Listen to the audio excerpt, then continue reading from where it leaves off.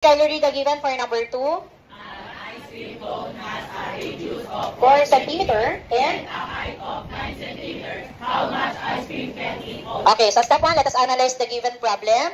So the given figure is ice cream cone. So this is the figure.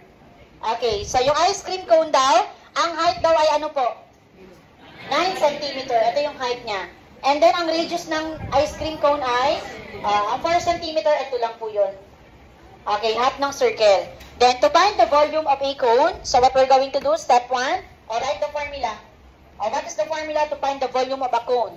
1/3 times the pi times radius squared times the height. Then after that, let us identify what is the measure of the radius? 4 cm. What is the measure of the height? 9 cm. Then substitute na po natin. Yung R, papalitan natin ng 4 cm and then yung height ay 9 cm. Volume is equal to 1/3 times the pi times what is the radius? 4 centimeter squared. Don't forget to write the squared, ha? Then times what is the height? 9 centimeter. Then after that, simplify. To simplify, we need to simplify first 4 centimeter squared. Multiply 4 by itself. Tama? How many times? Okay, 2 times. So 4 times 4, 16. Then centimeter times centimeter, anak. Centimeter squared. So meron na po tayong units para hindi kayo malito.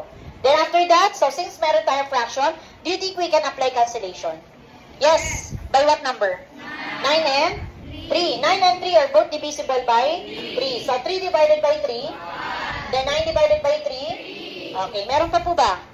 Kung wala na, proceed to multiplication na po. 1 times 16. 16 times 3. 48. Next, centimeter squared times centimeter. Okay, kaya po centimeter cube kasi volume nga po ang hinahanap. Then don't forget to write the pi. And to get the exact volume of the given problem, we need to multiply 48 by the value of the pi. Pi is equivalent to 3.14. So this will become 3.14 times 48. Okay, first multiply. Have 8 times 4, 32, right? 2 here, then 3. 8 times 1, 8 plus 3, 11, 31. Then 8 times 3, 24 plus 1. Meron na po tayong 25. Next, proceed na tayo kay sa 4. Next, 4 times 4.